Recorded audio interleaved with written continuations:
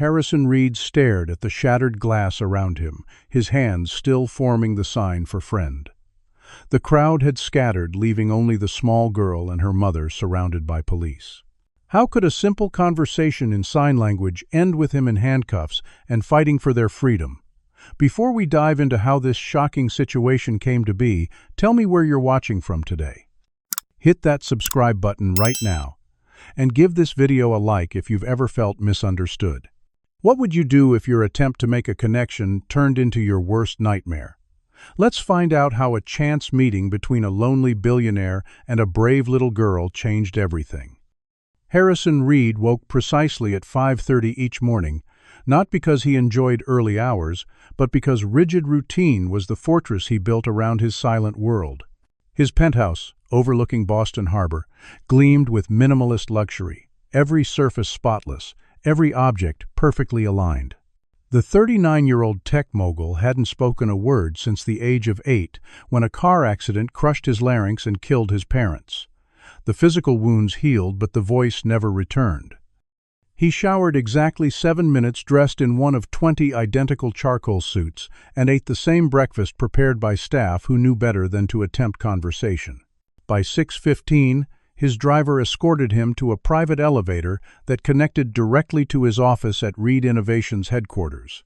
The 50-story glass tower dominated the skyline, a monument to the communication technology empire Harrison built from his own isolation.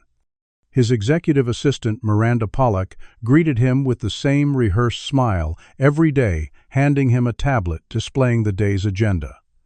"The board is concerned about the quarterly projections, Mr. Reed," she said, not waiting for a response beyond his customary nod. Harrison's inability to speak had become his defining characteristic to those around him, overshadowing his brilliant mind and even his billions. In the glass-walled conference room, 10 board members and executives discussed him as if he weren't present. "Harrison's condition makes public appearances problematic," said Victor Harmon, the 60-year-old chief financial officer who'd been with the company since its founding. "Investors get nervous when the face of the company can't speak. Perhaps we should consider a more visible spokesperson." Harrison typed rapidly on his specialized tablet, his words appearing on the wall screen. "My voice recognition software will be in every phone and computer within 2 years. My silence sells our products better than any speech could." The room fell uncomfortably quiet, as it always did when Harrison reminded them that his disability had driven his innovation. The meeting continued with presentations about the Riverside District Redevelopment Project, a 20-block area in a historically black neighborhood that Reed Innovations planned to transform into a technology hub. Harrison only half listened, having already approved the plans months ago. The project would displace hundreds of families, but increase company value by millions. Numbers on spreadsheets, not people with lives. At 7 p.m. sharp, Harrison left the office for his nightly dinner ritual. He dined alone at a different exclusive restaurant each evening of the week, each one instructed to provide the same experience: a private alcove, minimal interaction, and absolutely no pitying looks. Tonight was Thursday, which meant Ellison's, an upscale establishment ironically located at the edge of the Riverside District, his company planned to demolish. Harrison appreciated the chef's perfect searing technique on the steak, not the fact that the restaurant employed local residents or that the recipes celebrated the neighborhood's cultural heritage. His driver opened the car door at precisely 7:15, and the maitre d' escorted him to his usual table without a word. Harrison sat with his back to the wall, a tactical position that let him observe without participating, just as he arranged his entire life. He placed his tablet on the table, the screen dimmed, to avoid drawing attention. Through the faint reflection on the darkened screen, Harrison caught a glimpse of his own face, a face that hadn't genuinely smiled in decades. The waiter silently delivered his usual scotch, neat, and disappeared. Harrison opened the preliminary architectural plans for the Riverside Tech Campus, scrolling through sterile renderings of glass and steel that would soon replace the vibrant but aging buildings outside.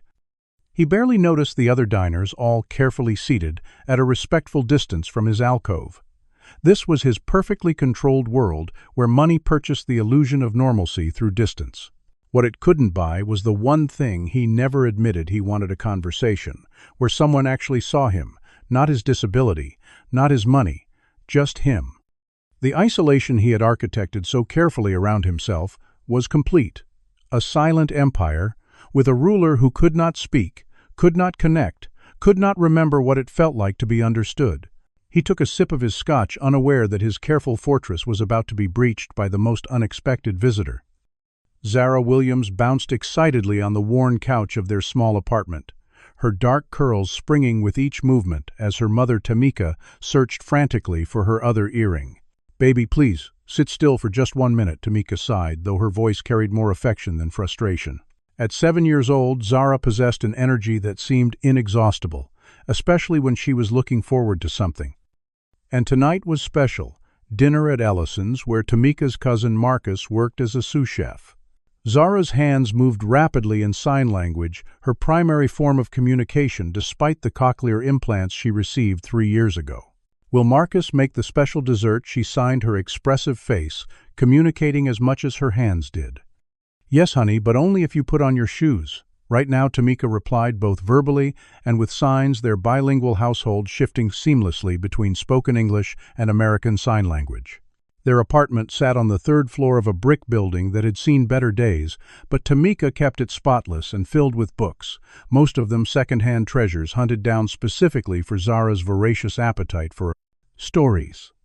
The walls were decorated with Zara's artwork and photos of her late father Michael, who had died of an undiagnosed heart condition when Zara was just 2. Tamika, now 34, had been working double shifts as a nurse at Boston General ever since, trying to keep them afloat financially while providing the specialized care and education Zara needed. Tamika finally found her earring and checked her watch, knowing they needed to leave in the next 10 minutes to make their reservation. The restaurant was a splurge they couldn't really afford, but Marcus had promised them a family discount, and Tamika felt they both needed a special night out. The eviction notices had started appearing on neighboring doors, another wave of rising rents as developers circled their community like hungry sharks. The Riverside district had been home to generations of black families, but that history meant nothing to the corporations eyeing the prime real estate. Tamika helped Zara with her coat, admiring the beautiful brown skin and bright eyes that reminded her so much of Michael. "Remember our restaurant rules?" she asked, signing simultaneously. Zara nodded earnestly. "Stay in my seat. Use inside voice. Don't talk to strangers," she signed back, adding a solemn nod to emphasize her understanding. The inside voice rule was particularly important, as Zara sometimes struggled to modulate her vocal volume, having been deaf until her implants at age 4. The walk to Ellison's took 15 minutes, during which Zara collected stories as she always did, noticing a man walking 3 different-sized dogs. Why does he have 3? Does each dog have a different personality? An elderly woman, arranging flowers in her window box. She looks sad. Maybe her flowers tell her secrets. And a street musician whose saxophone playing made Zara's implants pick up vibrations that delighted her. Tamika marveled at her daughter's ability to find narratives everywhere, creating connections in a world that often tried to exclude her. At school, Zara's intelligence frequently went unrecognized. Just last week, Tamika had been called in because a teacher complained Zara was disrupting class by signing to herself while working on assignments. "She's processing information in her native language," Tamika had explained, not for the first time. "Her brain works in ASL." The school had limited resources for deaf students, especially those with cochlear implants who were expected to assimilate completely into hearing classrooms. Tamika fought constantly for accommodations, awareness, and respect, all while battling the additional prejudice that came from being one of the few black families in the school district. Ellison's came into view, its warm lighting spilling onto the sidewalk. Zara's eyes widened at the elegant entrance, so different from their usual dining spots. Inside, Marcus greeted them with warm hugs before returning to the kitchen, promising to check on them between courses. Tamika noticed immediately how she and Zara were the only black patrons in the dining room, aside from one server and the hostess. They were seated at a small table near the center of the restaurant, exposed in a way that made Tamika instinctively straighten her posture against the evaluating glances of other diners. Zara, oblivious to the subtle social dynamics, happily opened her menu eyes, scanning the unfamiliar words. She practiced sounding out calamari quietly, the cochlear implants still sometimes struggling to help her match written words with their pronunciations. Tamika was just helping her decide between two entrees when Zara's attention suddenly shifted, her gaze fixed on something across the restaurant.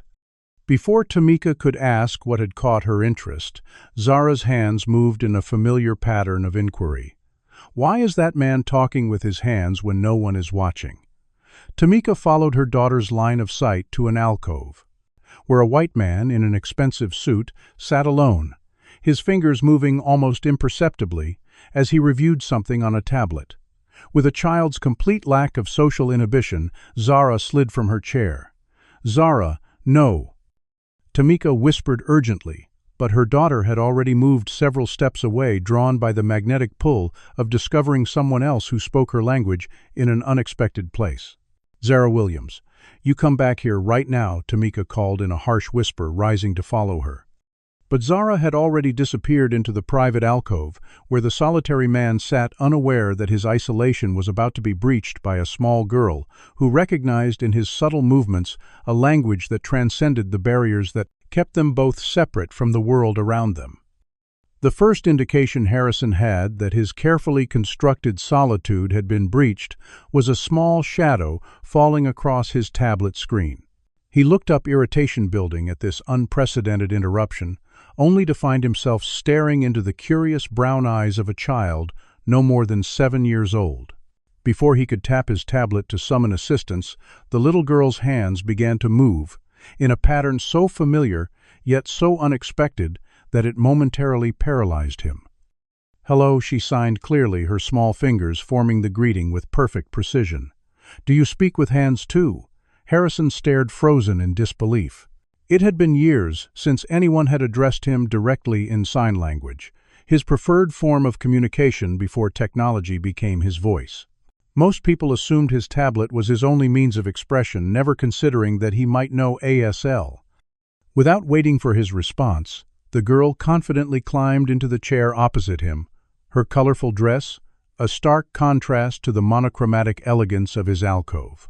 "My name is Zara," she continued, signing her movements, fluid and natural.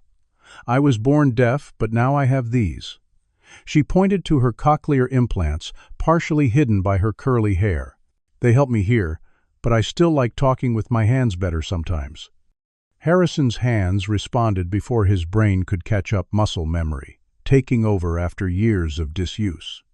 "My name is Harrison." He signed, his movements rusty but coming back to him with each gesture. "I lost my voice a long time ago." Zara's face lit up with a smile so radiant it seemed to physically warm the cold space around them. "That's okay," she signed back. "Hands can say everything important." Throughout the restaurant, heads had begun to turn. The sight of a small black child sitting with the restaurant's notoriously reclusive regular patron created a ripple of whispers. Harrison noticed the stares, but remarkably found himself unbothered. For the first time in years, he was having a conversation that wasn't filtered through pixels and programming. "What happened to your voice?" Zara asked, her directness refreshing after decades of people tiptoeing around his disability. "An accident when I was young," Harrison signed simply. "My throat was hurt, and my voice never came back." Zara nodded solemnly. "That's sad. I never had a voice until I got my implants. It was very quiet in my head." The profundity of this observation from such a young child struck Harrison deeply. He'd never considered his silence from that perspective before, as a different kind of normal rather than a loss. The restaurant manager approached their table, his face a mask of professional concern, poorly concealing his discomfort. "Sir, I apologize for the interruption. Would you like me to escort this child back to her parents?" Harrison's hands moved quickly. "She is welcome at my table." But the manager stared blankly, clearly not understanding sign language. Harrison reached for his tablet to type a response when a woman's voice cut through the tension. "Zara Williams, what did I tell you about wandering off?" A young black woman rushed to the table, mortification clear on her face as she realized whose meal her daughter had interrupted. "I am so sorry, sir. Zara, come with me right now." She reached for her daughter's hand, but Zara was already signing rapidly to Harrison. "This is my mom. Her name is Tamika. She's a nurse, and she saves people's lives." Harrison's hands moved again, forming words he hadn't signed to anyone in longer than he could remember. "Please join me." Seeing Tamika's confusion, he gestured to Zara, asking her to translate. "He wants us to eat with him, Mom." Zara said aloud, her voice carrying the slightly flattened tones common to those who learn to speak after receiving cochlear implants. "He talks like me with his hands." Tamika hesitated, torn between proper social behavior and not wanting to disappoint her daughter. "That's very kind, but we couldn't impose." Harrison reached for his tablet and quickly typed, "Please, it would be my pleasure. I rarely have the opportunity for conversation in sign language." He turned the screen toward Tamika, whose expression shifted from embarrassment to surprise, then cautious acceptance. "Well, if you're sure we're not disturbing your evening." Harrison signaled the hovering manager, who reluctantly brought additional place settings and moved them to a slightly larger table within the alcove. As they settled in, Harrison discovered a world he'd been insulated from by his wealth and isolation. Tamika spoke of her work at Boston General, the challenges of raising a deaf child as a single mother after her husband's sudden death, and the community in Riverside that had supported them through it all. "Our apartment building is like family," she explained as they enjoyed their appetizers. "Mrs. Johnson from downstairs watches Zara when my shifts run late. Mr. Washington on the first floor fixes our plumbing for home-cooked meals. We look out for each other." Harrison found himself captivated by these stories of interdependence, so different from his controlled existence where every service was purchased rather than exchanged. When the conversation turned to Zara's school, Harrison learned about the limited resources for deaf education and how Tamika fought constantly for appropriate accommodations.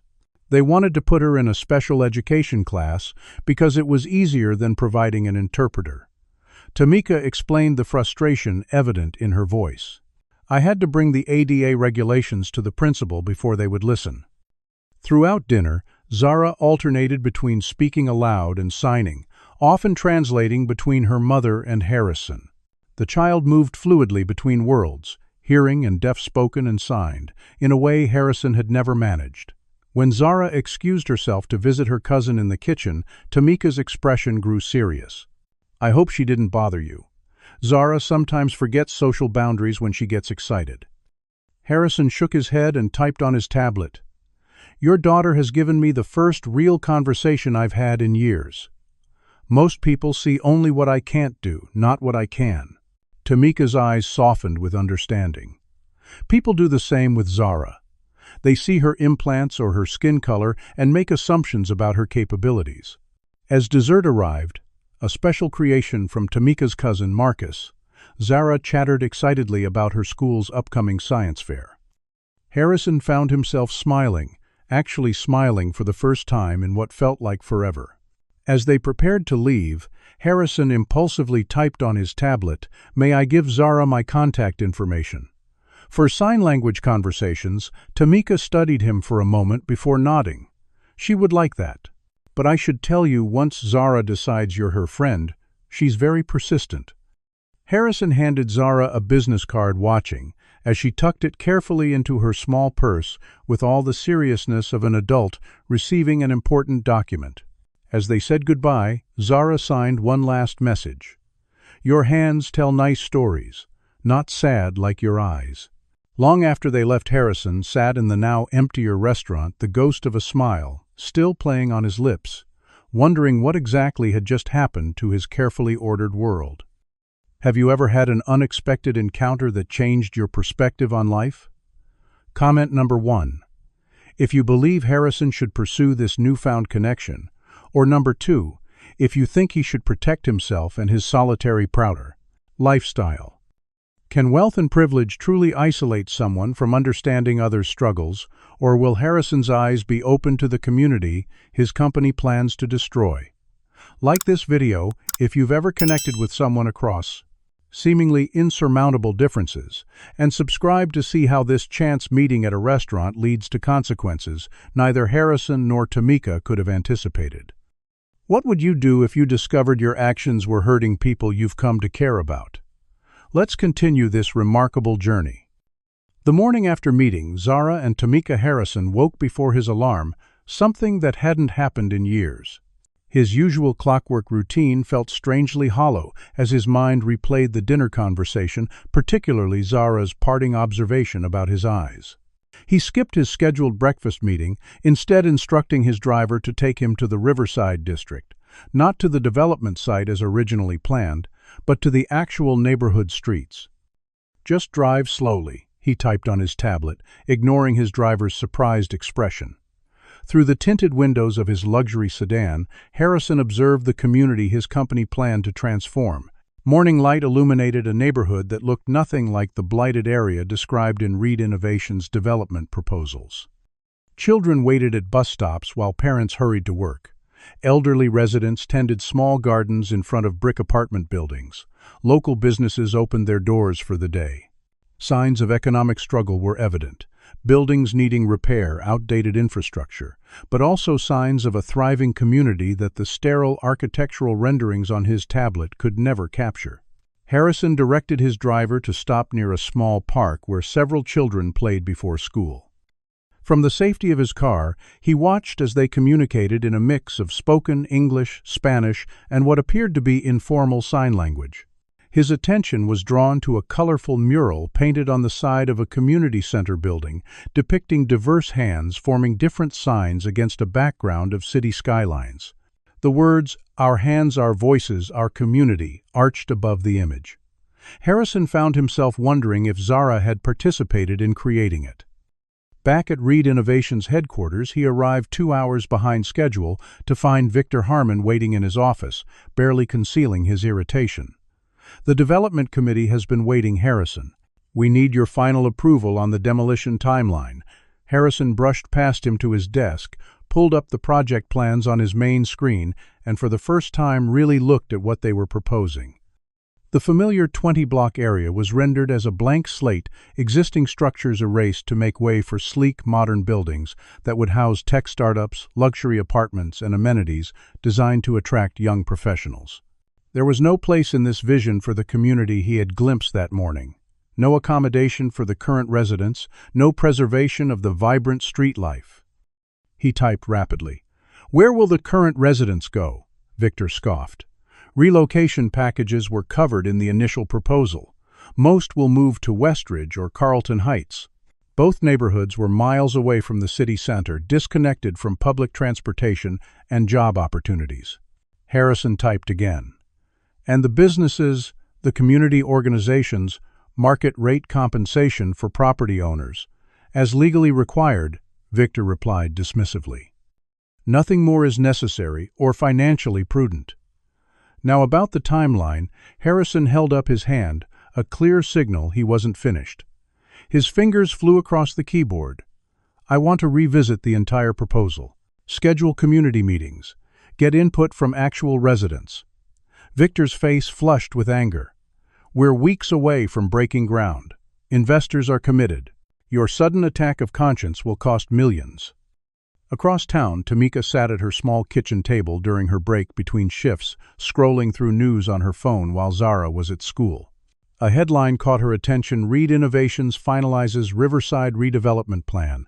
She clicked the article, reading with growing horror about the project that would demolish their apartment building and dozens of others to make way for a technology innovation district. The accompanying photo showed the company's founder and CEO Harrison Reed at a previous press event. Tamika gasped, recognizing immediately the solitary man from the restaurant. The article detailed his rise to fortune after a childhood accident left him mute, and his company's aggressive expansion into urban real estate development. "No," Tamika whispered, the pieces falling into place. The mysterious wealthy man who had connected with her daughter was the same person behind the development, threatening to displace their entire community. She called her cousin Marcus at Ellison's. "Did you know who that was last night? Harrison Reed. The tech billionaire whose company is trying to bulldoze our neighborhood." Marcus sounded equally shocked. I knew he was some big shot who dines here regularly, but I had no idea he owned Reed Innovations. Tamika, this could be an opportunity. Maybe Zara made an impression. No, Tamika cut him off firmly. I don't want Zara anywhere near him again. He was probably just studying the community before destroying it. Using my baby as some kind of, reconnaissance. That evening, when Zara eagerly asked if they could invite their new friend for dinner sometime, Tamika knelt to eye level with her daughter. Baby, I need you to listen carefully. That man from the restaurant, Mr. Reed, we can't see him again. Zara's face crumpled in confusion. But why he talks like me? He was nice. Tamika struggled to explain complex adult realities to a 7-year-old. Sometimes people seem nice but don't have good intentions. His company wants to tear down our building, our whole neighborhood, to build expensive new places we can't afford. Zara's eyes widened in disbelief, tears welling up. But he wouldn't do that. His hands told true stories. Tamika pulled her daughter close, wishing she could protect her from this harsh lesson about power and privilege. I know it hurts, baby, but we need to stay away from him. At Reed Innovations, Harrison spent the afternoon researching his own development project, with new eyes discovering community opposition he'd previously been shielded from by his executive team. Local organizations had been protesting the Riverside plan for months. He found video of community meetings, where residents voiced concerns about displacement, the destruction of historical sites, and the loss of affordable housing, all issues that had been summarized to him as minor local resistance. By evening, Harrison had made a decision that shocked his board members. He invited community leaders to a special meeting to discuss alternatives to the current development plan. The list included small business owners, clergy school officials, and tenant representatives, including Marcus Washington, the sous chef from Ellison's, whom Harrison remembered was Tamika's cousin. He deliberately did not invite Tamika herself, respecting what he anticipated would be her anger upon learning his identity. The meeting was scheduled for the following week, but fate intervened before then. On Saturday morning, Harrison made an uncharacteristic personal visit to the Riverside district, wanting to see for himself the community center whose mural had caught his attention. Dressed in casual clothes instead of his usual suit, he blended in more than usual, though his driver and security guard waiting in the car betrayed his status. As Harrison walked the perimeter of the community center, he was unaware that Zara had spotted him from a nearby apartment where she was visiting a friend. Despite her mother's warnings, or perhaps because of the natural rebellion of childhood, she slipped away from her teenage babysitter and followed Harrison, eventually running up behind him and tapping his shoulder. Harrison turned in surprise to find Zara grinning up at him, her hands already moving in greeting. "I saw you from the window. Are you here to visit me?" Her directness left him no room to retreat behind his usual walls. He knelt to her level and signed back. "I'm just looking around the neighborhood." Zara's face clouded. "My mom says your company wants to break our houses. Is that true?" The guileless question struck him like a physical blow. Before he could respond, several passers-by noticed them, including a local blogger who recognized Harrison Reed despite his casual attire. Photos were taken of the billionaire developer conversing in sign language with a small black girl from the neighborhood his company planned to redevelop.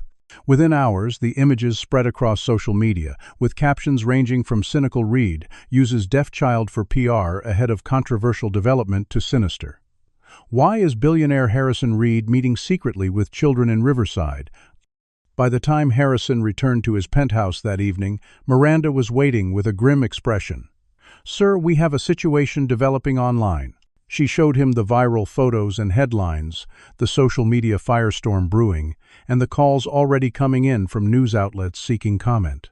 Harrison stared at the images of himself and Zara, their hands, forming words no one bothered to translate, their genuine connection reduced to clickbait and conspiracy.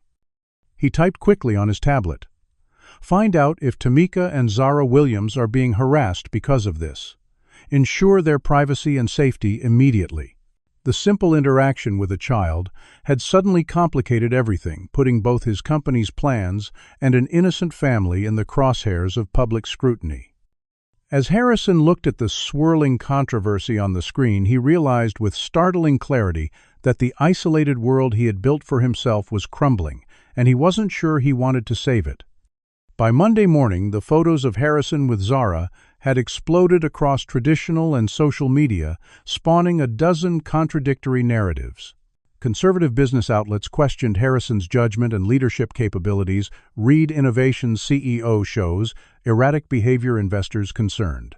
Progressive platforms accused him of exploitation. Billionaire uses disabled child from community his company plans to destroy. Local Riverside activists viewed the interaction as sinister, predatory development. Reed courts children while planning neighborhood destruction.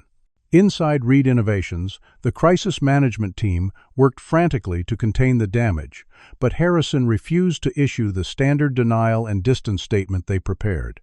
Instead, he remained in his office, watching the controversy unfold with a strange sense of detachment. Victor Harmon stormed in without knocking, slamming a tablet on Harrison's desk.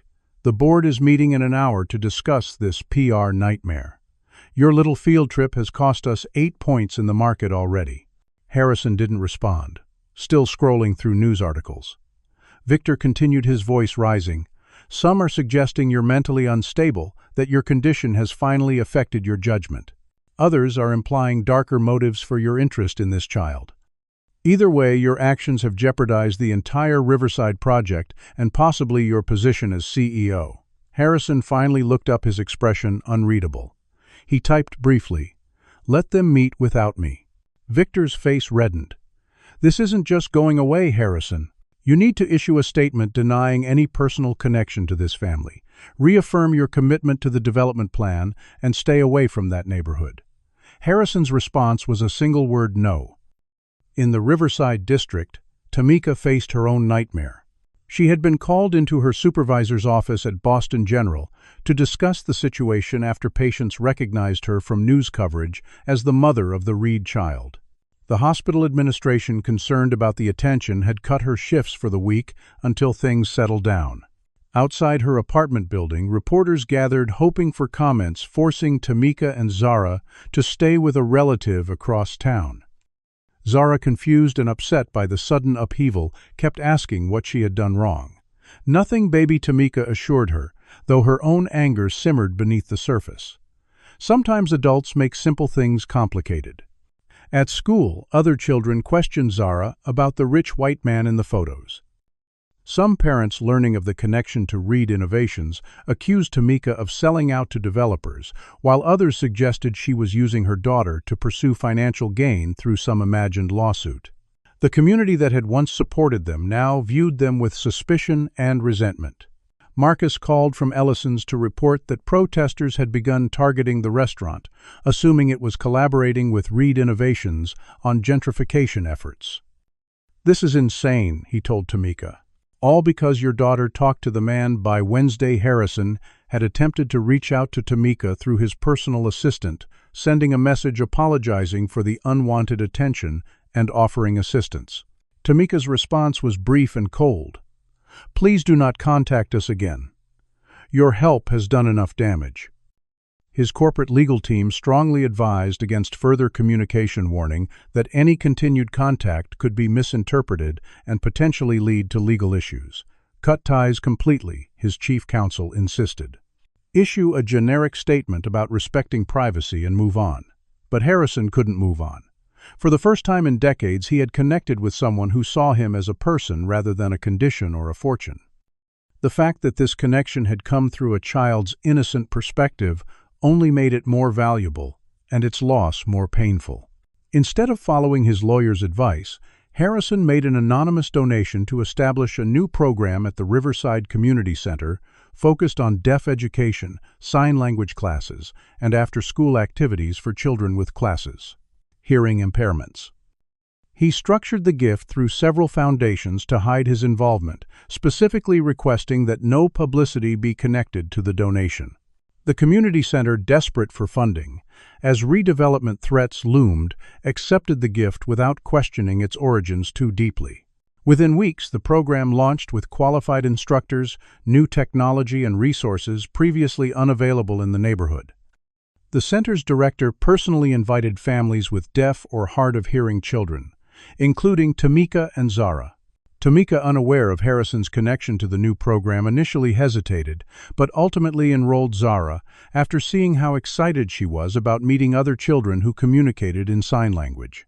"You can make friends who understand your special language," Tamika told her, grateful for this bright spot amidst the chaos of recent weeks. The controversy had begun to fade from headlines, allowing them to return to some semblance of normal life, though Tamika noticed increased police presence in the neighborhood and more for sale signs, as some residents accepted early buyout offers from development companies. One evening in late October, Harrison visited the community center incognito, wearing casual clothes, glasses, and a hat pulled low. He stayed in the shadows of the observation area, watching as Zara confidently led a small group of children in a sign language game. Her expressive face and natural teaching ability captivated the other kids who followed her movements with varying degrees of success. From his hidden vantage point, Harrison saw what he had never allowed himself to imagine: a community where his disability would have been embraced, rather than hidden, where communication flowed in multiple forms, where difference was incorporated rather than isolated. He was so absorbed in watching the children that he didn't notice Victor Harmon's personal assistant photographing him from across the room. The next morning, Victor burst into Harrison's office with the triumphant air of someone holding a winning hand. "Stalking children now, Harrison. This obsession has gone far enough." He tossed printouts of the previous night's photos onto the desk. "I've been doing some digging. The anonymous donation to that community center, the sudden interest in deaf education programs. Did you really think you could hide your involvement?" Harrison remained impassive, though inwardly he recognized the danger immediately. Victor continued, his voice dropping to a threatening whisper. "The board already questions your stability. Imagine how they'll react when they learn you've been secretly funding opposition to our own development project." Harrison typed rapidly. "It's a program for deaf children, not opposition to development." Victor laughed coldly. "Semantics. You're undermining your own company's interests, possibly violating fiduciary duty. Unless you refocus on what matters, finalizing the Riverside project, this information goes to the board tomorrow." After Victor left, Harrison sat motionless, facing the first true challenge to his control of Reed Innovations since founding the company. The carefully constructed walls between his personal and professional lives had collapsed. For the first time, he was forced to choose between the empire he had built and the awakening conscience that a 7-year-old girl had somehow stirred to life. That same evening, Victor leaked information about Harrison's secret funding of the community center to select journalists, controlling the narrative to suggest the billionaire was mentally unstable, possibly engaging in inappropriate fixation on a specific child, and deliberately sabotaging his own company's projects. By morning, fresh headlines reignited the controversy. With a new, darker spin, Reed's secret payments billionaire funds community center to gain access to child. The Riverside Community Center immediately became a target of suspicion within the neighborhood.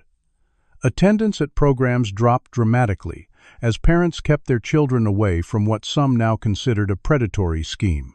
Tamika, horrified to learn of Harrison's connection to the center, confronted the director. "You took his money. After everything his company is doing to our neighborhood," the director defended the decision. "We had no reason to refuse an anonymous gift that helps our children. We didn't know it was him until these news stories broke." Unconvinced and feeling betrayed, Tamika stormed out only to spot Harrison himself entering the building through a side door, apparently trying to address the situation. Her weeks of stress, fear, and anger coalesced into a wave of fury as she intercepted him in the hallway. "How dare you," she shouted, forgetting they were in a public space. "You use my daughter to ease your conscience while your company destroys our home. You funded this program to what? Make yourself feel better about displacing us." Harrison, without his tablet and unable to respond verbally, raised his hands to sign an explanation. But Tamika wasn't fluent enough to follow his rapid movements. Their confrontation quickly drew attention from center staff and a few remaining parents. Misinterpreting the situation, someone called security. When the security guards arrived, they immediately positioned themselves protectively near Harrison, while adopting threatening stances toward Tamika. A stark display of the racial bias both she and Zara navigated daily. Harrison tried to intervene, signing frantically that everything was fine, but the guards neither understood nor cared about his attempts to communicate. One guard firmly gripped Tamika's arm, causing her to pull back reflexively. "Take your hands off me.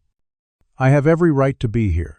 The situation escalated as more security arrived, treating Harrison with deference while viewing Tamika as a threat despite his clear attempts to de-escalate. A bystander recorded the confrontation, capturing the guard's disproportionate response to a black woman compared to a white man, even as the white man tried to indicate she should be released. By nightfall, this new video spread online with yet another narrative: racial profiling at Reed-funded community center. The clip showed Harrison's unsuccessful attempts to communicate and Tamika's justified anger, but most viewers focused on the security guard's differential treatment. At Reed Innovations headquarters, Victor Harmon presented the latest controversy to keyboard members as evidence that Harrison had lost control. "His personal issues are now directly damaging our corporate interests and public image," Victor argued persuasively. "We need to consider temporary leadership changes while Harrison takes time to address his challenges."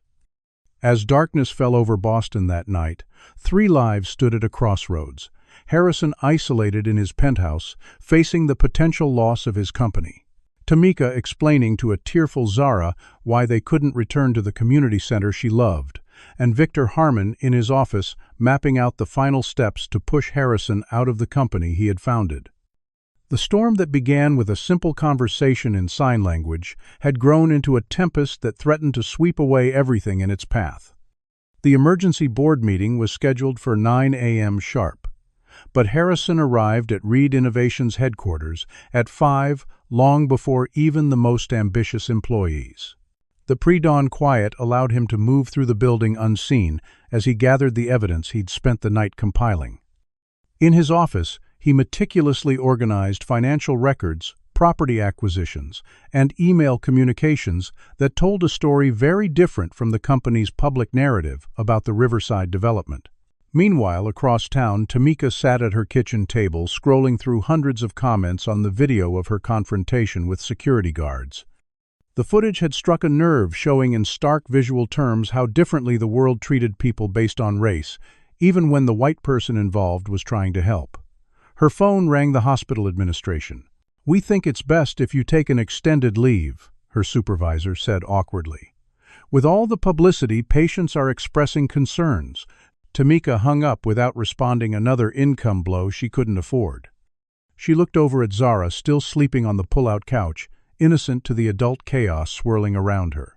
In a downtown law office, Victor Harmon met privately with his personal attorney, not Reed Innovations' corporate counsel. "I need to protect my interests when this transition occurs," Victor explained, reviewing documents that would shield his personal assets. "There may be questions about certain property acquisitions in Riverside." The lawyer frowned, examining the papers. "These shell companies all trace back to you eventually. If anyone really investigates," Victor waved dismissively, "no one will look that closely. Reed will be too busy defending his own erratic behavior." Back at Reed Innovations, board members arrived for the meeting to find printed dossiers on their chairs, and Harrison standing silently at the head of the conference table. His tablet displayed a simple message: "Before we begin, please review these materials. They concern conflicts of interest regarding the Riverside project." Victor entered, last freezing momentarily when he saw the dossiers before composing himself. "What's this theatrical display, Harrison? We're here to discuss your conduct, not review paperwork." But the board members were already opening the folders, finding meticulously documented evidence that Victor had been quietly purchasing properties in the Riverside district through shell companies for the past 18 months. Properties that would skyrocket in value once Reed Innovations' development plan was implemented. The documentation included bank transfers, incorporation papers for fake companies, and communications between Victor and real estate speculators. Most damning were records showing Victor had been steering the development plans to prioritize areas where he had secretly acquired property while directing resident relocation funds away from fair market compensation. The boardroom erupted in confusion and anger, with members demanding explanations. Victor attempted damage control. This is a desperate misdirection. Harrison is obviously unstable, creating conspiracy theories to distract from his inappropriate fixation on that child and her family. But the evidence spoke for itself. Harrison stood impassively as his longtime colleague unraveled before the board. His tablet displayed a new message. "I've already sent these documents to our legal department and the SEC. Victor has betrayed not just this company, but the entire Riverside community." As the board meeting dissolved into chaos, Harrison left quietly instructing his driver to take him to the Riverside district.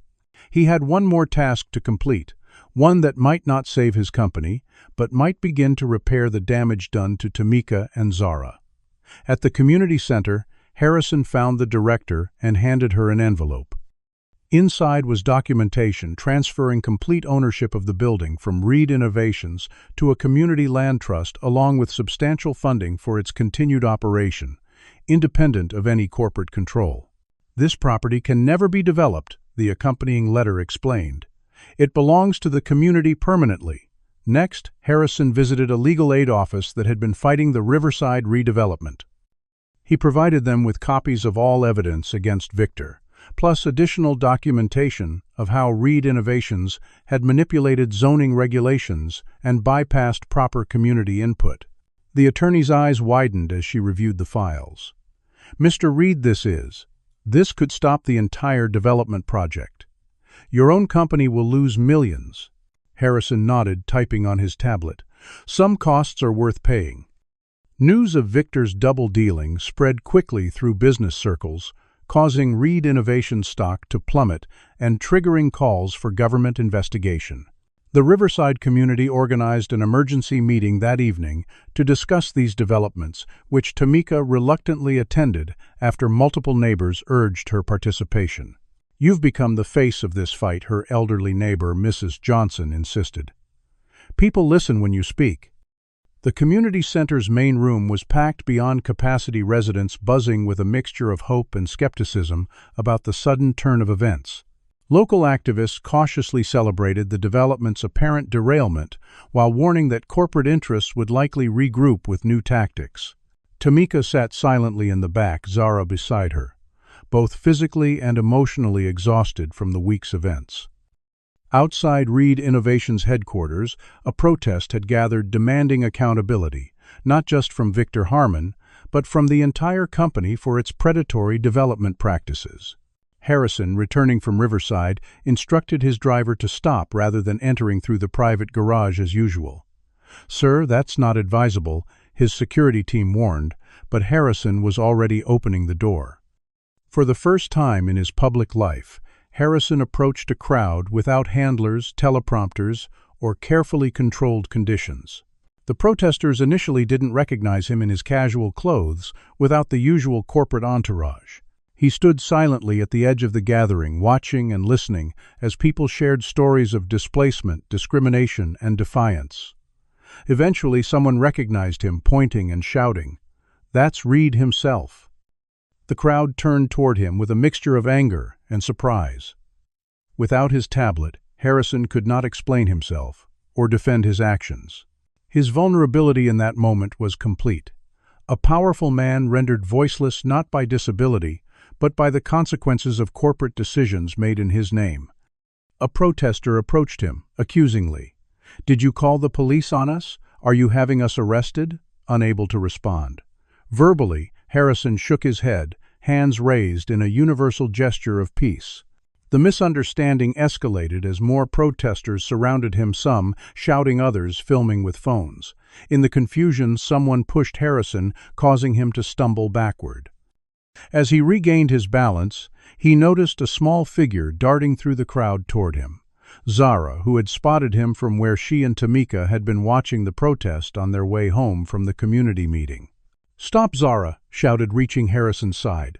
He doesn't talk with his mouth, her small body placed protectively in front of him. She began signing rapidly, translating her spoken words. "He uses his hands like me. You're not listening to him." The crowd hesitated, confused by the child defending the billionaire. Tamika pushed through the protesters, reaching for her daughter in panic. "Zara, get back here." The scene froze in a tableau of unlikely connections: the mute billionaire, the deaf child defending him, the mother torn between protecting her daughter and acknowledging the truth in Zara's intervention. In this suspended moment of understanding, before anyone could speak or act further, police sirens wailed in the distance, growing louder. Officers approached rapidly, responding to reports of unrest outside the corporate headquarters. The crowd began to disperse, but Harrison, Tamika, and Zara remained caught in their private drama as uniformed officers surrounded them. One officer, noticing Harrison, immediately moved to protect the recognized billionaire, while others aggressively positioned themselves toward Tamika and Zara. "Step away from him, ma'am," an officer ordered Tamika, misreading the situation entirely. "Sir, are you all right?" another asked Harrison, who frantically tried to sign that everything was fine, that these people were with him. But the police, like so many others, didn't understand or didn't care to understand his silent communication. As Harrison reached toward Zara, in an attempt to keep her close and safe from the escalating police presence, an officer misinterpreted his movement as distress. "The child is bothering him," the officer said, moving to separate them. "Step back, little girl." Zara, confused and frightened by the officers, but unwilling to leave, Harrison's side signed rapidly to him. An officer grabbed her arm, triggering Harrison to instinctively move to protect her. Tamika lunged forward to reach her daughter, and in an instant the misunderstanding exploded into chaos. What do you think happens next in this tense standoff? Comment number 1, if you believe the officers will recognize their mistake and de-escalate the situation, or number 2, if you think this confrontation will lead to more serious consequences for our characters. Like this video if you've ever witnessed how quickly misunderstandings can spiral out of control, especially when communication barriers exist. Subscribe now to see how Harrison, Tamika, and little Zara navigate this dangerous moment where privilege, race, disability, and power all collide. Can a bond formed through sign language survive in a world that refuses to understand? Will Harrison sacrifice everything to make things right? The most powerful moment of this story is just ahead. The next 72 hours unfolded like a fever dream. Harrison, Tamika, and Zara had been separated at the scene. Harrison escorted respectfully to a police vehicle, while Tamika and Zara were handcuffed, despite Tamika's pleas that her daughter was only 7 years old and hearing impaired.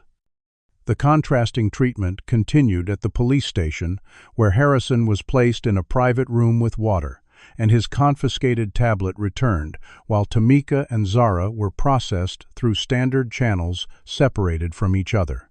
For hours, Harrison typed furiously on his device, attempting to explain the situation, but the officers treated him with an uncomfortable mixture of deference due to his status and dismissal due to his disability. "Don't worry, sir," one detective assured him, "we'll handle these people who were harassing you." Harrison's typed protests that Tamika and Zara were his friends were met with knowing glances between officers, as if his disability made him easily manipulated or confused.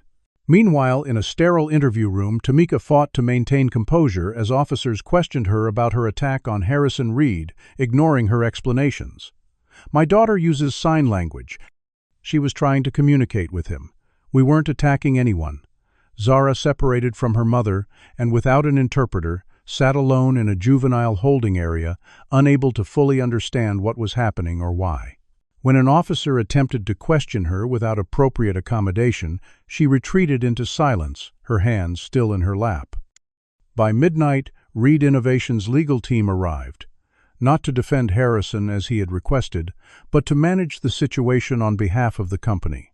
Harrison refused their assistance, instead using his one phone call to contact Mira Chen, a prominent civil rights attorney he had researched earlier that day while gathering evidence against Victor. "I need representation for myself and 2 others, Tamika and Zara Williams," he typed in his message. "This is Harrison Reed. It's urgent." Chen arrived at the police station within the hour, initially skeptical, but quickly grasping the unusual alliance forming between the billionaire CEO and the mother and child from Riverside. With proper legal representation and Harrison's influence, Tamika and Zara were released into Chen's custody by 3 a.m. Harrison, never actually charged with anything, had been free to leave at any time, but had refused to go without ensuring their release. In the early morning hours, as they gathered in Chen's office, the full impact of the situation began to settle on all of them. "They separated me from my baby," Tamika said, quietly holding Zara, who had finally fallen asleep on her lap. "They questioned her without me, without an interpreter. If she'd been a white child—" Harrison nodded, typing on his tablet. "I saw everything. The difference in how they treated us was undeniable. I've never experienced anything like it." "Welcome to our reality," Tamika replied, too exhausted for anger. "This is what we live with every day." As dawn broke over, Boston news of the arrests dominated local headlines, with viral videos showing the confrontation from multiple angles. The narrative split along predictable lines. Conservative media portrayed Harrison as a victim of activist harassment, while progressive outlets highlighted the discriminatory treatment Tamika and Zara received.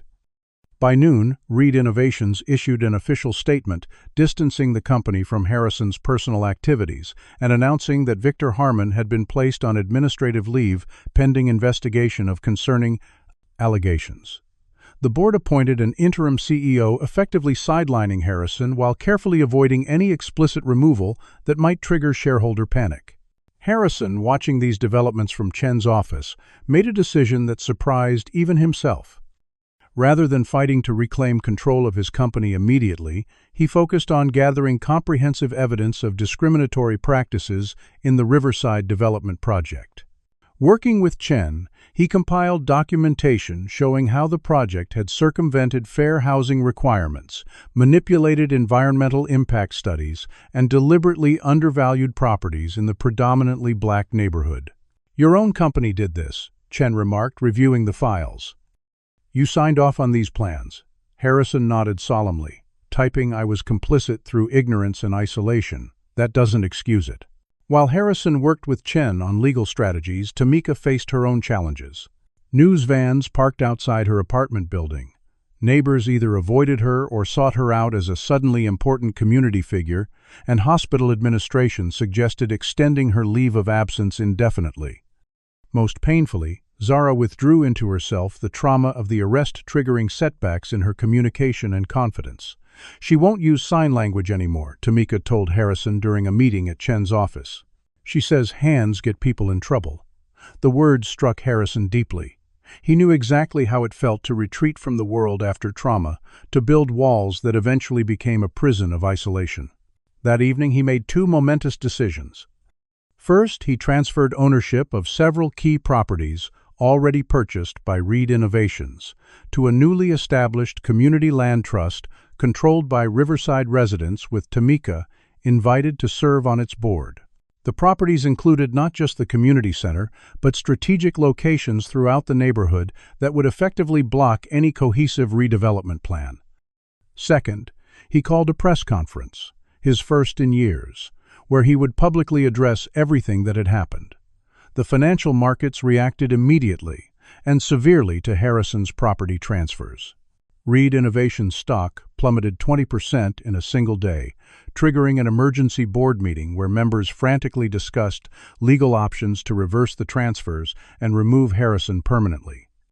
Their panicked discussions were interrupted by the announcement of Harrison's impending press conference scheduled for the following morning on the steps of the community center. That night, Harrison sat alone in his penthouse, likely for one of the last times. The board would almost certainly vote to remove him after his public appearance, and the luxury apartment had always been company property. As he looked out over the Boston skyline, he realized he felt something unexpected relief. The fortress of wealth and isolation he had built around himself had never brought happiness, only a numbing distance from the world. The thought of starting over, of building a life based on connection rather than separation, filled him with both terror and exhilaration. Across town, Tamika put Zara to bed, wondering what Harrison planned to say at the press conference and how it would affect their already upended lives. Mom Zara whispered as Tamika tucked her in. "Can I ask you something?" Tamika nodded, noticing her daughter using her voice rather than her hands. "Is Mr. Harrison a bad man because he's rich, or a good man who did bad things?" The profound question caught Tamika off guard. She sat on the edge of the bed, considering her answer carefully. "I think he's a person who didn't understand how his actions affected others," she finally said. "And now that he sees it, he's trying to make different choices." Zara thought about this for a moment. "Like when I took Joey's pencil without asking, and then I felt bad and gave him my special eraser, too." Tamika smiled despite herself. "Something like that, baby, but much bigger." The next morning, dozens of media outlets gathered outside the Riverside Community Center, joined by neighborhood residents, activists, and curious onlookers. Security was minimal.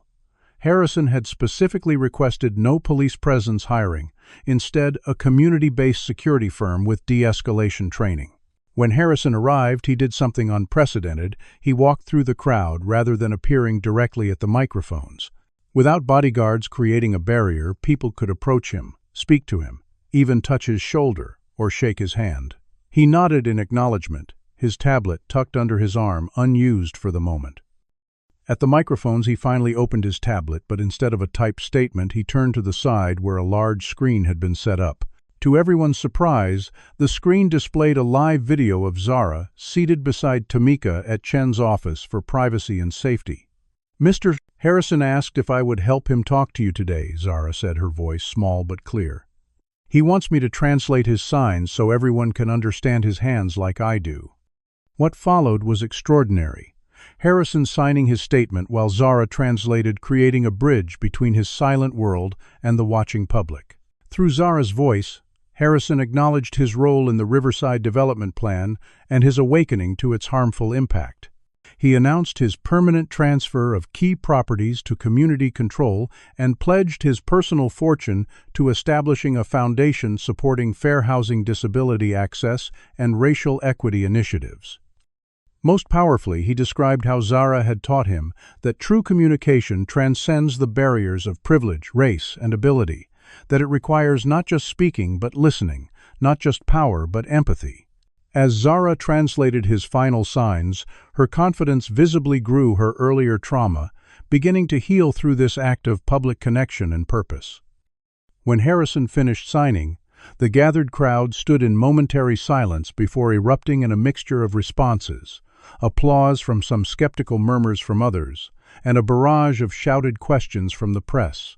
Before he could respond further, his phone buzzed with an urgent message. The Reed Innovations Board had called an emergency vote to remove him as CEO effective immediately. Harrison had anticipated this move, but not its timing. They hadn't even waited for his press conference to conclude. As the message spread through the crowd via breaking news alerts, Harrison faced a decision: fight the board's action or accept it as the cost of his transformation. He looked at the screen where Zara waited expectantly for his next signs to translate. In that moment, the choice became clear. Harrison raised his hands and signed directly to Zara. "Thank you for being my voice today. Would you ask everyone to give us a few minutes? I have something important to tell, just you and your mother." The screens went dark temporarily as Harrison stepped away from the microphones for a private conversation with Tamika and Zara via video call. In that brief, unrecorded exchange, Harrison offered Tamika a position leading the new foundation independent of his personal control, but funded by his resources. "Not charity," he typed in a private message only she could see. "Recognition of your expertise and leadership. The community trusts you. I trust you." Tamika's hesitation was visible, her protective instincts warring with the opportunity to create real change. "Why us?" she finally asked. "Because Harrison signed with Zara, translating for her mother. You both saw me when I was invisible to everyone else." The press conference concluded with an announcement of the new Riverside Community Foundation, with Tamika Williams as its executive director and a board composed entirely of neighborhood residents. As Harrison left the podium, former Reed Innovations security staff approached to escort him from company property, his first taste of the changed circumstances awaiting him. That evening, as Harrison packed personal belongings from his penthouse under the watchful eye of corporate representatives, a small package arrived from the Riverside district. Inside was a child's drawing, showing three figures with their hands raised in various signs. At the bottom, in careful printing, hands tell true stories. From Zara, Harrison placed the drawing carefully in his suitcase, the first decoration for whatever wall would hold his new beginning. 3 weeks after the press conference, Harrison sat in a downtown courtroom as proceedings began in what the media had dubbed the Riverside case.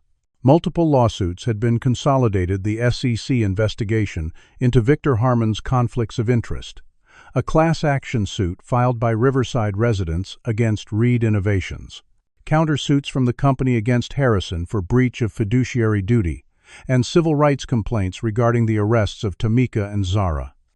The courtroom divided into clear factions: corporate attorneys for Reed Innovations on one side, Harrison, Tamika, and a team of civil rights lawyers on the other. And in the gallery, a mix of community activists, business reporters, and curious citizens. Victor Harmon sat with the corporate team, but notably apart, already distancing himself as investigations into his property dealings intensified. The judge, an older black woman named Honorable Elaine Michaels, entered the courtroom with a reputation for no-nonsense efficiency. "Before we begin," she announced, after preliminaries, "I want to address the accommodation requirements for these proceedings. Mr. Reed requires communication assistance, and young Miss Williams has hearing accommodations. Have these been arranged to everyone's satisfaction?" Harrison nodded while his attorney confirmed proper ASL interpreters were present. This simple acknowledgement of disability needs, treating them as routine rather than exceptional, struck Harrison powerfully. Throughout his career, his communication requirements had been treated as either a burden or something to hide. Here they were handled as matter of fact. As the proceedings began, Reed Innovations attorneys presented their case, first arguing that Harrison had violated his responsibilities to shareholders by transferring valuable company assets without proper authorization. Mr. Reed's erratic behavior began when he developed an unhealthy fixation on the Williams family, the lead attorney asserted. His emotional state clouded his judgment, leading to impulsive and damaging business decisions. Harrison watched impassively as his former colleagues attempted to paint his awakened conscience as mental instability. His own attorneys countered by presenting the evidence of Victor's secret property schemes and the company's deliberate circumvention of fair housing requirements. Mr. Reed didn't act against the company's interests, Mira Chen argued. He acted against illegal and unethical practices that the company concealed even from him as CEO. On the third day, Tamika took the stand to testify about their arrest experience. Her composed, articulate testimony detailed the discriminatory treatment they received and its traumatic impact on Zara. "My daughter was held alone for 3 hours without an interpreter," she explained, her voice steady despite the painful memory. "She couldn't understand the officer's questions. She couldn't ask for water or to use the bathroom. Meanwhile, Mr. Reed was given every consideration." The corporate attorneys attempted to undermine Tamika during cross-examination, suggesting she had manipulated her daughter's relationship with Harrison to gain financial advantages. "Isn't it convenient that your daughter approached one of Boston's wealthiest men, a man whose company happened to be redeveloping your neighborhood?" The insinuation hung in the air, ugly and explicit. Tamika's response was measured but firm. "My daughter approached Mr.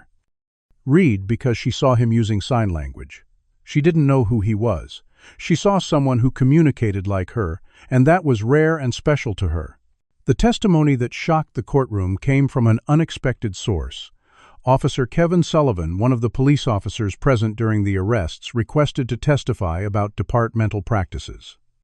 Against the advice of police union attorneys, Sullivan described an unofficial policy of handling situations differently based on the perceived status and race of those involved. "We were explicitly told to remove the Williams family from the scene with minimal interaction with Mr. Reed," Sullivan testified. "The assumption was that the black mother and child must be causing problems for the wealthy white man, despite Mr. Reed's attempts to communicate otherwise." Sullivan's testimony caused an uproar, with police department attorneys attempting to discredit him as a disgruntled employee. Judge Michaels maintained order with a sharp gavel rap. The witness will be heard, she insisted when interruptions continued. On the fifth day, the moment Harrison had been preparing for, arrived his own testimony. Given his communication needs, the court had made special arrangements. Harrison would use sign language with an interpreter voicing his statements, while a screen displayed real-time transcription as backup. As he took the stand and raised his hand to be sworn in, Harrison was acutely aware of the symbolism. His silent communication now centered and accommodated in this hall of power. The Reed Innovations attorneys objected immediately. "Your Honor, Mr. Reed is capable of typing his responses. Sign language creates an unnecessary layer of interpretation that could distort his testimony." Judge Michaels fixed the attorney with a stern gaze. "Counsel, this court accommodates witnesses' preferred communication methods. Mr. Reed has the right to testify in the manner most comfortable for him, just as a Spanish speaker would be provided a Spanish interpreter." Objection overruled. Harrison began signing his movements fluid, after weeks of intensive practice to regain his earlier fluency. Through the interpreter, he described his gradual awakening to the impact of his company's actions, beginning with that chance meeting with Zara at Ellison's. "For 30 years, I built technology to bridge communication gaps," his testimony continued. "Yet I failed to see how my company was silencing an entire community. It took a child recognizing my hands talking to make me recognize others' humanity."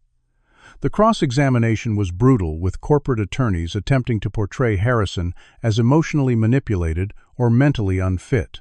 They presented emails from concerned executives dating back months before he met Zara, suggesting his behavior had been deteriorating earlier. They questioned his judgment, his stability, and finally, most desperately, his loyalty to the company he founded. Throughout the grueling questioning, Harrison maintained his composure, his signed responses clear and thoughtful. The pivotal moment came when Reed Innovations' lead attorney presented a final line of attack. "Mr. Reed, isn't it true that your inability to speak has made you susceptible to manipulation by those who claim to understand you? First, Victor Harmon's steering company decisions, and now this family using your guilt and isolation to extract financial benefits." The courtroom fell silent, the naked ableism of the question hanging in the air. Harrison's hands remained still for a long moment as he considered his response. Then he signed a single sentence that the interpreter delivered in a clear voice. "My inability to speak has never been the problem. The world's unwillingness to listen is." The gallery erupted in murmurs as Judge Michaels called for order. In the commotion, Harrison noticed Zara in the back of the courtroom with a family friend having arrived during his testimony. She signed quickly to him, "Your hands are strong today." He signed back briefly, "Because you taught them to speak truth again." The exchange, though private in the chaotic courtroom, was captured by a photographer from the Boston Globe. The image of the billionaire and the child signing to each other across the crowded room would become the defining visual of the entire case. As the day's session ended, Harrison's legal team seemed cautiously optimistic. "Your testimony was compelling," Mira Chen told him as they gathered their materials. "But Reed Innovations has significant resources and influence. The outcome remains uncertain." Harrison nodded, understanding that justice was never guaranteed regardless of truth. Outside, the courthouse reporters swarmed with questions. One pushed forward microphone extended, "Mr. Reed, if you lose everything, your company, your fortune, your reputation, will it have been worth it?" Harrison turned to the ASL interpreter beside him and signed his response. "I lost my voice as a child. I lost my parents the same day. Those were losses. This is finding something I never had." That evening, Judge Michaels called both legal teams into her chambers for an unusual after-hours meeting. "I'm going to be direct," she told the assembled attorneys. "This case has multiple components that could drag through the courts for years, benefiting no one except the lawyers collecting fees." She looked pointedly around the room. "I'm strongly encouraging a comprehensive settlement that addresses the legitimate concerns of all parties. I'll give you 48 hours before we reconvene." The following 2 days saw intense negotiations between Harrison's team and Reed Innovations representatives. Victor Harmon was notably excluded, His legal troubles now separated from the company's after evidence of his private property dealings became impossible to defend. The Reed Innovations Board, facing shareholder pressure and negative publicity, gradually moved toward compromise. By the deadline, Judge Michaels had set the framework of a settlement emerged. Harrison would step down permanently as CEO, but retain a substantial ownership stake. The company would establish an independent community accountability board with real authority over future developments. Compensation would be provided to Riverside residents affected by early development activities. And the police department would enter a consent decree regarding discriminatory practices. Additionally, all parties would support the newly established Riverside Community Foundation with substantial funding. When the settlement terms were presented in court, Judge Michaels reviewed them carefully before addressing the room. This resolution addresses the legal questions before this court, but not the underlying issues that brought us here. Those require ongoing commitment, not just signatures on documents. She turned her gaze directly to Harrison. Mr. Reed, your actions ultimately moved toward justice, but they began from a position of profound privilege and isolation. Remember that, as you move forward, her attention shifted to the Reed Innovations executives. And as for this company, corporate responsibility means more than charitable donations after harm is done. It means preventing harm through inclusive practices from the start. With the formal proceedings concluded, Harrison navigated through the crowd outside the courthouse, stopping briefly where Tamika waited with Zara. Is it over? Zara signed her small hands, forming the question with perfect clarity. Harrison knelt to her eye level, signing back.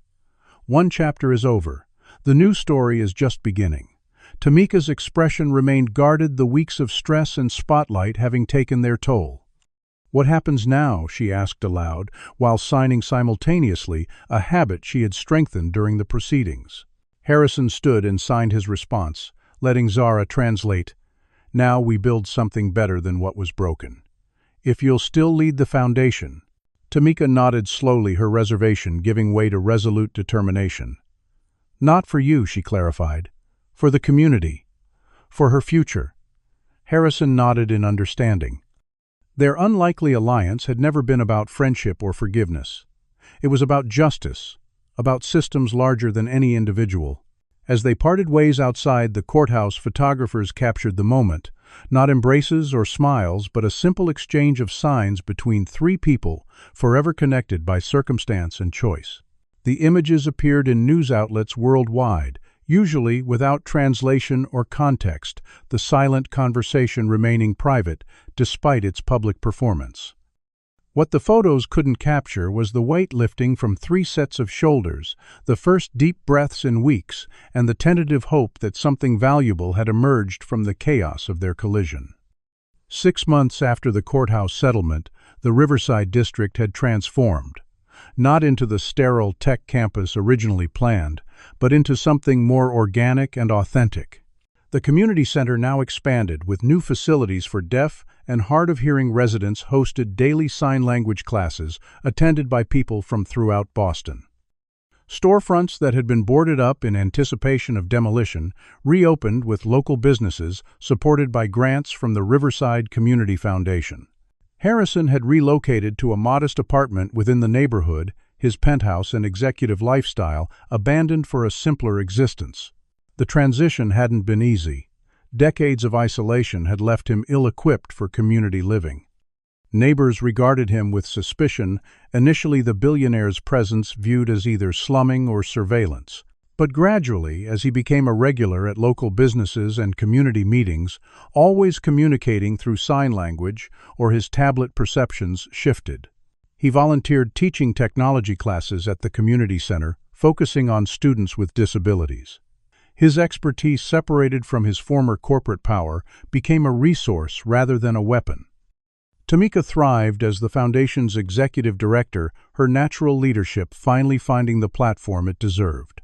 She implemented programs addressing housing security, education access, and healthcare equity throughout the district. Her nursing background informed innovative health initiatives, while her experience as a single mother shaped family support services. Most significantly, she established the city's first school program, specifically designed for deaf and hard-of-hearing children of color, addressing the intersection of needs that Zara had navigated with so little support. The school set to open for the fall term already had a waiting list of families eager for an educational environment that embraced their children's complete identities. Zara, now 8, had recovered from the trauma of their arrest, with the resilience of childhood and proper therapeutic support. She became something of a local celebrity after her courthouse sign language exchanges with Harrison were published. But Tamika carefully limited media exposure, protecting her daughter's privacy and normalcy. The most profound transformation occurred below the surface, in the relationships and systems that shaped daily life. Reed Innovations, under new leadership, implemented the Community Accountability Board with actual decision-making power, a model soon adopted by other corporations facing similar criticisms. The police department's consent decree led to mandatory training in disability accommodation and racial bias awareness, with Officer Sullivan leading some sessions despite facing ostracism from former colleagues. Harrison's personal journey continued in weekly therapy sessions, where he gradually unpacked the layers of isolation he had built around himself since childhood. His therapist, a deaf woman who communicated primarily through sign language, helped him recognize how he had used wealth and technology not just to overcome his disability, but to avoid human connection entirely. "Vulnerability feels like weakness when you've been hurt," she signed during one session. But it's actually the path back to strength. On a warm Saturday, in early October, Ellison's restaurant hosted a community celebration marking the official launch of several new Riverside businesses supported by the foundation. Harrison arrived early, noting with amusement that his former private alcove had been converted into a communal table where strangers were encouraged to dine together. He sat at a small table near the window, watching the neighborhood street life with new appreciation for its rhythms and relationships. Tamika arrived with Zara nodding acknowledgement to Harrison as they were seated nearby. Their relationship remained professional rather than friendly, mutual respect rather than forgiveness, which Harrison understood was itself a gift he hadn't earned. The restaurant filled quickly with neighborhood residents, business owners, and community organizers, a diverse gathering that would have been impossible under the original development plan that would have displaced most of them. Marcus, now Ellison's head chef after the owner expanded to a second location, emerged from the kitchen to welcome everyone. "Today we celebrate not just new businesses," he announced, "but a new model of community development. One where progress doesn't mean replacement."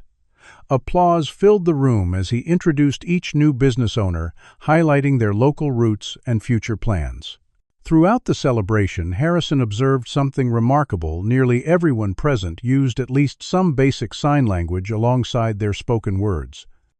The community classes had created a shared communication style that incorporated signing into everyday interactions, making the environment naturally accessible to deaf and hard-of-hearing residents. What had begun as accommodation had evolved into integration. Near the event's conclusion, Zara approached Harrison's table, her mother watching closely but not interfering. "I made something for today," she signed, placing a handmade booklet before him. "It's stories from Riverside people." Harrison opened the booklet to find interviews Zara had conducted with neighborhood residents, translated from various languages and communication styles into both written English and illustrated ASL signs. The final page held a story from Harrison himself, one he had shared during a community center class about growing up unable to speak in a family that never learned to sign with him. "I collected everyone's stories," Zara signed proudly. "When stories come together, they make a community story." Harrison smiled, signing back. "The best stories are told by many hands." As the gathering dispersed, Harrison, Tamika, and Zara found themselves briefly alone in a quiet corner of the restaurant. The moment held an opportunity for reflection that all three seemed to recognize simultaneously. "Did you imagine this outcome when Zara first approached you here?" Tamika asked her signs, accompanying her words more fluently now, after months of intensive practice. Harrison shook his head, signing, "I couldn't have imagined any of this. My world was too small then." Zara watched their exchange with the perceptive eyes of a child who had seen more of adult complexity than most her age. "Your eyes aren't sad anymore," she signed to Harrison, the directness that had first breached his isolation, still her most defining quality. Harrison considered this observation thoughtfully before responding. "Because now I see with more than just my eyes. I listen with more than ears." Tamika's expression softened slightly, the closest to warmth their complicated relationship had achieved. "The Foundation's impact study will be published next week," she said, switching to practical matters. "The data shows significant improvement in housing stability throughout Riverside." Harrison nodded, respecting her preference for professional distance. "I saw the draft. Your leadership has been extraordinary."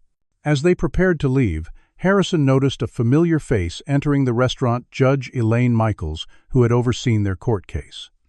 She approached their table with judicial dignity intact despite the informal setting. "I make a point of following up on cases that matter," she explained. "Thought I'd see for myself how Riverside is faring under this new arrangement." Tamika summarized the Foundation's achievements, while Harrison added context through signed editions that Zara eagerly translated. The judge listened attentively before addressing Harrison directly. "You lost a company but found a community." Fairtrade Mr. Reed Harrison's hands formed his response without hesitation. "The best decision I never intended to make."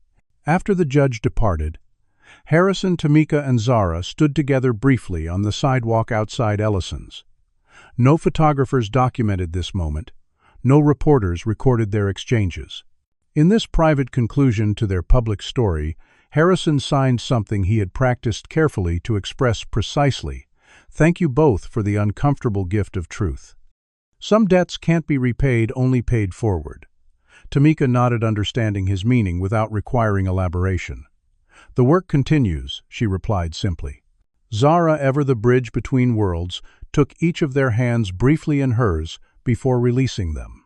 "See you at sign class on Tuesday." She signed to Harrison the ordinary schedule of community life now, including all of them in its patterns. As they parted ways, Harrison walked alone through the neighborhood streets, no longer separated by wealth or walls or silence. The evening air carried conversations in multiple languages, music from open windows, the sound of children playing in the community center playground.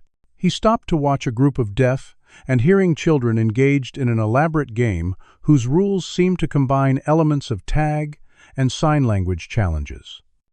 Their laughter, some voiced, some silent, but visible in facial expressions, blended into a single expression of joy that transcended the boundaries of sound and silence. Harrison continued home to his apartment, passing neighbors who nodded in recognition, some signing brief greetings.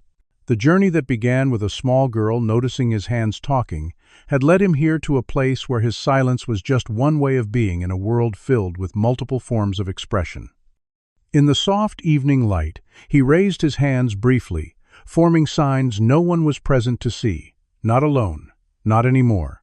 What moments in this story touched you most deeply? Did Harrison's journey from isolation to connection resonate with your own experiences of breaking down barriers?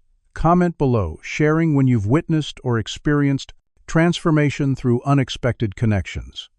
If this story moved you, please hit that like button to help others find it too. Subscribe to our channel for more powerful stories that explore the complex intersections of privilege, disability, race, and human connection. And don't forget to share this video with someone who needs a reminder that bridges can be built across even the widest divides. Thank you for joining us for Silent Bridges. May we all learn to listen with more than our ears and see with more than our eyes. Silent Bridges teaches us that true communication transcends spoken language wealth and social barriers. Harrison's journey shows how privilege can isolate us, not just from others, but from understanding our impact on the world. His wealth and technology created an illusion of connection, while actually deepening his isolation. It took a child's direct, unfiltered perspective to break through these walls. The story reminds us that systems of oppression operate silently in the background of our society, affecting communities differently based on race, ability, and economic status. Tamika and Zara's experiences with discriminatory treatment highlight how institutions often fail those they claim to serve, particularly when multiple marginalized identities intersect. We also learn that transformation isn't simple or painless. Harrison had to lose his company status and identity before finding authentic connection. Tamika had to risk her reputation and safety to fight for justice. Real change requires sacrifice and discomfort. Perhaps most importantly, the story demonstrates that communities know best what they need. When power shifted to Riverside residents through the Foundation and Community Land Trust, true healing and progress began. Outsiders don't solve problems by imposing solutions. They contribute by listening, supporting, and redistributing resources and power. True victory isn't measured in court settlements or business success, but in the creation of spaces where everyone's voice, spoken or signed, matters equally. What barriers have you broken down in your own life? Have you ever experienced a moment when someone saw value in you that others missed? We want to hear your stories of connection across difference in the comments below. If Harrison and Zara's unlikely friendship touched your heart, hit that like button to help others find this powerful story. Subscribe to our channel for more narratives that explore how human connection can triumph over systemic barriers and social divisions. And please share this video with someone who needs a reminder that transformation begins with seeing people as they truly are, not as systems categorize them. Thank you for joining us on this journey through silent bridges. May we all learn to recognize the humanity in each other, especially across our deepest divides.